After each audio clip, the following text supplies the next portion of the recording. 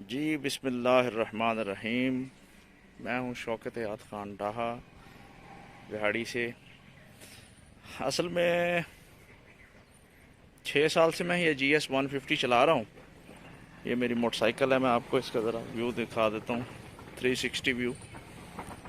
ये 2015 मॉडल है और मैंने 8 अगस्त 2015 को ये 0 मीटर ली थी और अभी तक ये मेरे पास ही चल रही है। यानी कि तकरीबन 6 साल हो गए मुझे इसे चलाते हुए।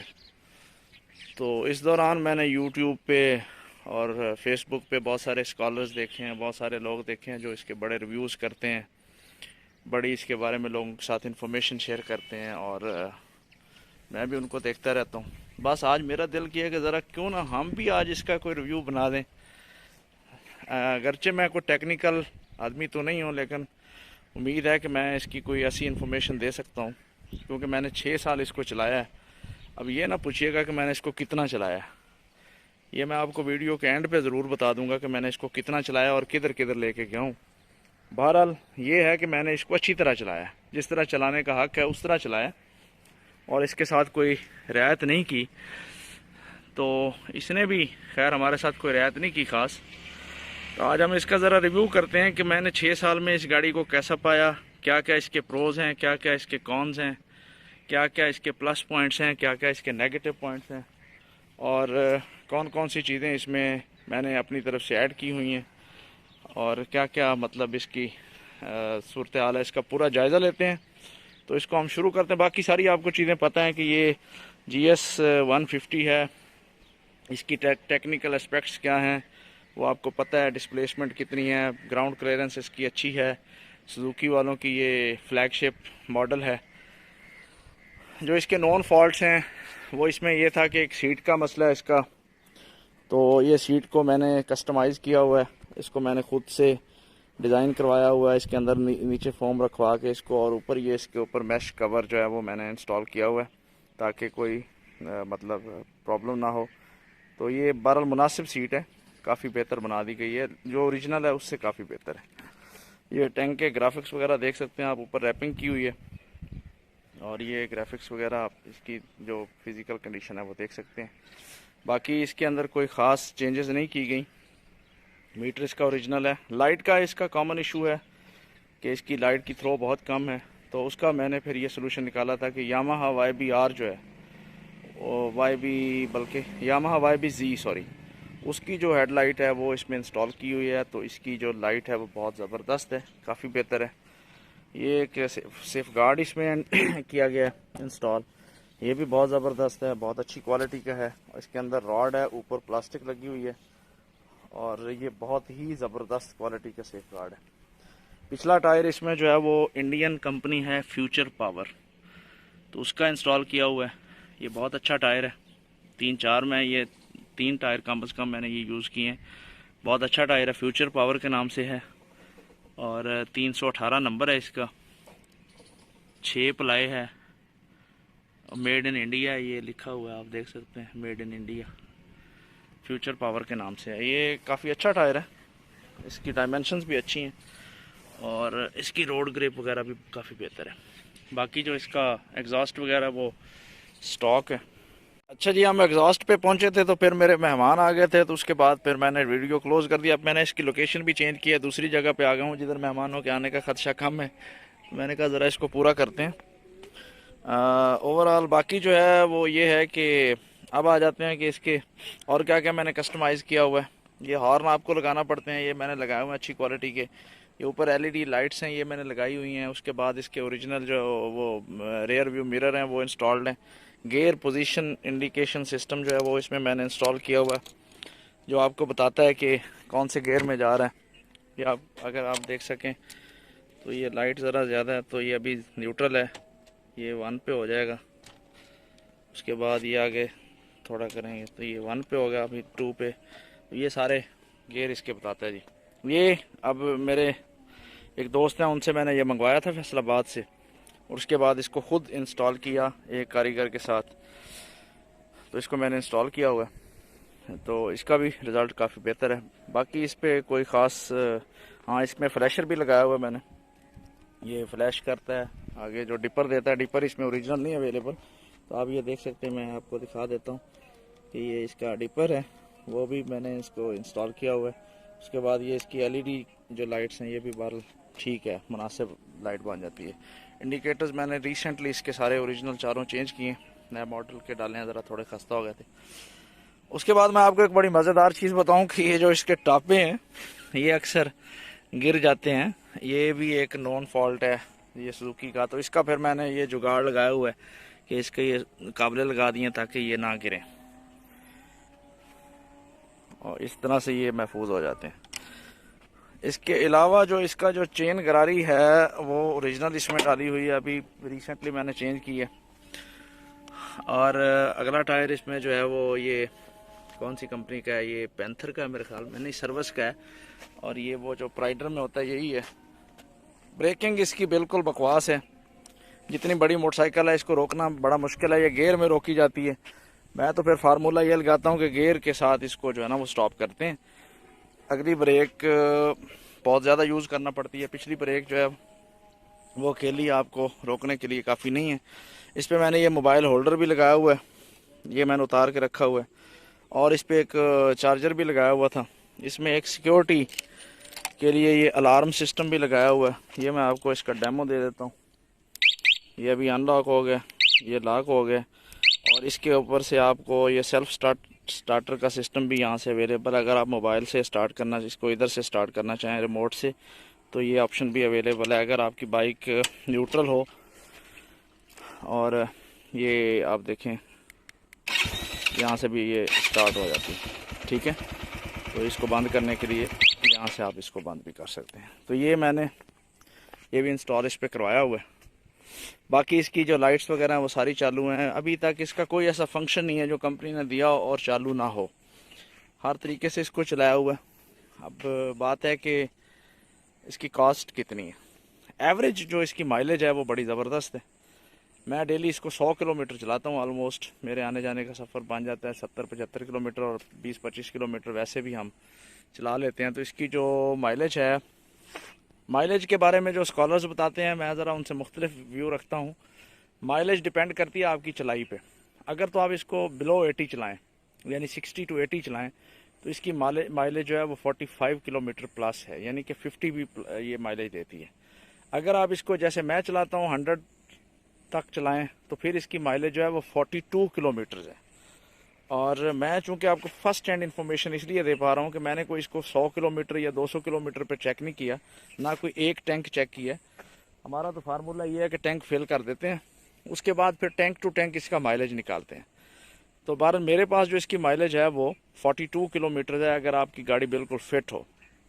स्पीड इसकी मैक्सिमम पूरा मीटर ही मैंने चेक किया हुआ, यूट्यूब पे वीडियो डाली हुई है, आप देख सकते हैं। स्पीड का कोई इशू नहीं है, 120 पे जाती है गाड़ी। और 125 जो होंडा की है उसको ये उससे बहुत बेहतर है, स्पीड में भी और वैसे भी चलाई में भी। हाँ, वाइब्रेशंस इसमें हैं, थक जाता है बंदा, वाइब्रेशन इसमें है, वाइब्रेशन का इसमें इशू है। इसमें बैलेंसर नहीं है तो वाइब्रेशन है। और इसके अलावा जो इसके ड्रम ब्रेक्स, ये बैक ड्रम्स हैं ब्रेक के, ये बड़ी जल्दी घिस जाते हैं। 10,000 किलोमीटर पे आपको चेंज करना पड़ते हैं। उसकी वजह यह है कि गाड़ी का जो वज़न है वो ज़्यादा है, तो इसलिए ब्रेकिंग करते हुए वो उसकी जो वो फ्रिक्शन लेवल है वो भी बढ़ जाता है, इस तरह से वो ज़्यादा हो जाते हैं। बाकी इसके अंदर जो इलेक्ट्रिक सिस्टम दिया हुआ है वो सारे का सारा ओरिजिनल है। CDI सिस्टम भी सारा जर्मन है, कोई इसमें कोई चेंजेस नहीं की गई, ना इसने कभी कोई मसला किया है। सेल्फ स्टार्टर जो मोटर है इसका मसला हुआ था, तो ये मैं अब इसका भी अल्हम्दुलिल्लाह अच्छा कारीगर बन गया हूँ। तो इसके हवाले से ये था कि इसके कार्बन ख़राब हो गए थे, फिर 3-4 जो कारीगर हैं उनको मैंने चेक करवाया। 2 तो कारीगर थे, उन्होंने इसका बेड़ा गर्क करने की कोशिश की। फिर एक कारीगर मुझे मिला, मुल्तान में है। अगर किसी दोस्त को प्रॉब्लम हो कभी भी ये अपना सेल्फ स्टार्टर मोटर का, तो वो कमेंट्स में रब्ता करें, मैं उसको बता दूंगा उनकी लोकेशन भी। वो आपको ऐसा बना देंगे कि 0 मीटर से भी बेहतर हो जाएगा। एक और इसमें इशू आया था कि ये, और ये सब में आ जाता है कि ये जो अपना है वो ऑयल फिल्टर वाला कवर, इसके ये नट लूज़ हो जाते हैं, तो फिर ये हमने इस पर दूसरे नट लगा दिए, तो ये बेहतरीन चल रहे हैं, इस पर कोई प्रॉब्लम नहीं है। कि किसकी शाज़ो नादर यूज़ हुई है, उस पर कोई मसला नहीं है। ये रबड़ें जो आप देसी डालते हैं उससे भी काफ़ी ज़्यादा मसला बनता है, तो मैंने ये ओरिजिनल रबड़ हमेशा रखी है। ये काफ़ी सॉफ्ट होती है, इसका बड़ा मज़ा आता है। यानी अगर ओरिजिनल नहीं होगी तो फिर ये काफ़ी प्रॉब्लमेटिक हो जाती है। कार्बोरेटर का जो सिस्टम है वो ये है कि कार्बोरेटर ओरिजिनल है, इसकी ट्यूब सिलाई चेंज होती रहती है, 2 दफ़ा चेंज की है, इससे इसकी माइलेज पे काफ़ी असर पड़ता है। प्लग हमेशा इसमें ओरिजिनल डालें और प्लग जो अच्छी क्वालिटी का होना चाहिए और वक्तन फ़वक्तन इसको चेंज करते रहें। केबल की जो इसकी क्लच की केबल है वो भी हमेशा ओरिजिनल यूज़ करें। ये बाज़ औक़ात वो अंदर केबल डाल देते हैं लोग, तो ये भी मुनासिब नहीं है। CDI सिस्टम वगैरह इसका बेहतरीन काम कर रहा है। अब आ जाते हैं इसकी बैटरी पे। इस साइड पे लेफ़्ट साइड पे इसकी बैटरी है। मैंने इसमें ड्राई बैटरी यूज़ की हुई है, वोल्टा की। अभी मैं इसका खोल नहीं पा रहा हूँ, नहीं खोल देता हूँ। ये देखें, इसका टापा खोलने का बेहतरीन तरीका, हाथ से खुल जाता है। तो ये मैंने ऑटोमेटिक सिस्टम इस पर लगाया हुआ ताकि ये गिरे ना। तो अभी आप देख सकते हैं। तो ये मैं आपको इसकी बैटरी दिखाता हूँ। बैटरी इसमें जनाब हमने ये सॉरी, ये तो दूसरा खुल गया भाई, उल्ट हो गया काम। हो सॉरी, इतना अर्सा भूल गया भाई, ये तो फिल्टर वाला खोल दिया हमने। बैटरी भाईजान दूसरी साइड पे, तो ये मैंने वैसे जानबूझ के ये किया। तो आपको पता होना चाहिए कि इसकी बैटरी जो है वो राइट साइड पे है और लेफ़्ट साइड पे जो है वो इसका एयर फिल्टर है। तो बैटरी इसमें हमने वोल्टा की डाली हुई है। ये मैंने आपको डेमो दिया है कि ये काबला जो है वो आप हाथ से भी खोल सकते हैं अगर आपने ज़्यादा सख्त नहीं लगवाया हुआ तो। चलो बैटरी भी दिखा देते हैं आपको, ऐसा मसला नहीं है जी। ये भी खुल जाता है, ये भी हाथ से खुल गया। तो बैटरी इसकी कौन सी है भाई, लोग ये भाषण वगैरह दे रहे होते हैं तो मैंने कहा ज़रा बैटरी का भी दिखा दें। ये भाईजान वोल्टा की ड्राई बैटरी है, इसमें सुप्रीम 10 के नाम से, और इसको 1 साल से ज़्यादा हो गया। मैं आपको इसकी स्टार्टिंग चेक करवा देता हूँ, देखना कैसे टक करके स्टार्ट होती है। और इस स्टार्टिंग में जो सारे का सारा जो किरदार है वो इस स्टार्टर मशीन का है। ये देखें, तो ये जनाब साउंड आप चेक कर सकते हैं, इसकी साउंड अच्छी है। आप इसकी ज़रा साउंड आपको चेक करवा दी, बैटरी चेक करवा दी। सफाई सुथराई का हम ख़ास ख्याल रखते हैं। सुबह सबसे पहले इसको सफाई दी जाती है, उसके बाद इसको स्टार्ट किया जाता है। ये टापे जो है ना, ये भी बड़ा ज़बरदस्त टॉपिक है। ये टापे इसके कोई इतनी अच्छी क्वालिटी वाइज बेहतर नहीं है, ये टूट जाते हैं। तो इसका सोल्यूशन भी ये दिखा देते हैं आपको। ये जुगाड़ लगाया हुआ इस पर, तो ये फिर नहीं टूटते। अब ये पक्का हो गया काम। ये इस पर ना ये रख के वेल्ड कर दिया हमने, तो अब ये टूटेगा नहीं। बाकी इसमें ये छोटा सा टूल बॉक्स होता है, इसके अंदर कुछ ज़रूरी आते ज़िंदगी मोटरसाइकिल के लिए जो ज़रूरी हैं और वो आपके पास होनी चाहिए, वो भी होती हैं इसमें। तो ये टापा लग गया, इस पर अब हम इसको कस देते हैं। तो ये 2 मिनट का काम है, कोई इतना लंबा चौड़ा काम नहीं। इसको ज़्यादा टाइट ना करें, बस हाथ से करें ताकि ये हवा से गिरे ना। ठीक है जनाब। अब रहेगी बात कि हमने इसको कितना चलाया है। तो ये जो इसके मीटर साहब हैं वो आपको बता रहे हैं 45,299 किलोमीटर। ठीक है, ये मैंने चलाया इसको 45,299 किलोमीटर। लेकिन मेरे भाई, ये मैं आपको वैसे मज़े की बात बताता जाऊँ कि ये मीटर 0 मीटर होकर दोबारा 45,299 पे पहुँचा हुआ है। यानी कि आप समझें कि 1,45,299 किलोमीटर हमने इसको चला दिया। ठीक है जी, 1,45,299 किलोमीटर ये चल चुकी है। ये 1,00,000 किलोमीटर के बाद ये बाइक 0 मीटर हो गई थी दोबारा फिर। तो उसके बाद मैंने इसको फिर सेट किया। बाकी इसमें सारी चीज़ें जो हैं वो फिट हैं।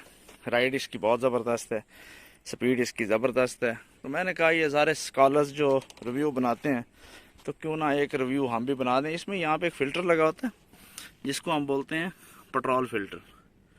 तो ये भी ज़रा साफ़ सुथरा होना चाहिए। इसका मसला ये होता है कि ये जो रबड़ है ऊपर वाली, इसके अंदर फ़िल्टर है, लेकिन ना फ़िल्टर मिलता है मार्केट से, ना रबड़ मिलती है। या तो ये देसी मिलेगा या फिर आपको पूरा नॉब लेना पड़ेगा। तो ये फिर यामाहा का हमने लगाया हुआ है। ये भी काम सही करता है। और इसमें जो कॉमन एक इशू आ जाता है वो कभी कभी इसका गियर लीवर जो है वो टूट जाता है।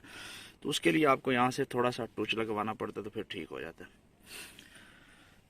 तो ये था जनाब आज की हमारी मोटरसाइकिल का ओनर्स रिव्यू। ये टेक्निकल रिव्यू नहीं है, सिर्फ ओनर्स रिव्यू है।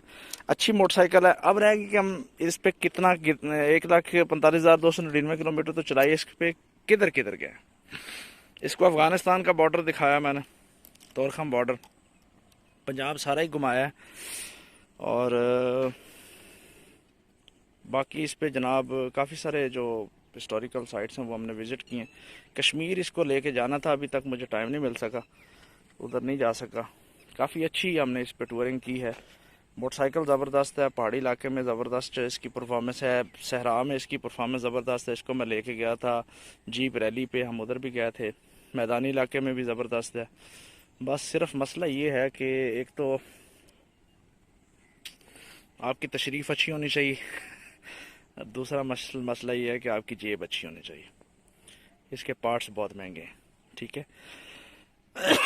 गाड़ी से मिलते भी नहीं है, मुल्तान से लेना पड़ते हैं। ये इसकी मेंटेनेंस कौन करता है? इसकी मेंटेनेंस मैं खुद करता हूँ, ऑयल खुद चेंज करता हूँ। पीरियोडिक मेंटेनेंस के लिए इसको मुल्तान लेके जाता हूँ। वहाँ पे मेरे एक बहुत अच्छे दोस्त हैं, कारीगर हैं, उस्ताद मोहम्मद हनीफ साहब, वो इसको चेक करते हैं और ये टोटली उनकी मेंटेन्ड बाइक है। अब तक के लिए मेरे ख्याल में ये काफ़ी लंबा हो चुका है रिव्यू। अगर किसी भाई को GS 150 ये इस मॉडल से रिलेटेड जो मेरे पास है कोई मसला हो और उसको समझ ना आ रही हो, तो ये 6 साल का जो आपका भाई इसको बर्दाश्त कर रहा है और इसको चला रहा है, उससे एक दफ़ा ज़रूर रब्ता कर लीजिएगा, हो सकता है आपका कोई सोल्यूशन निकाल दें। अब तक के लिए इतना ही। Thank you so much. अल्लाह हाफिज़।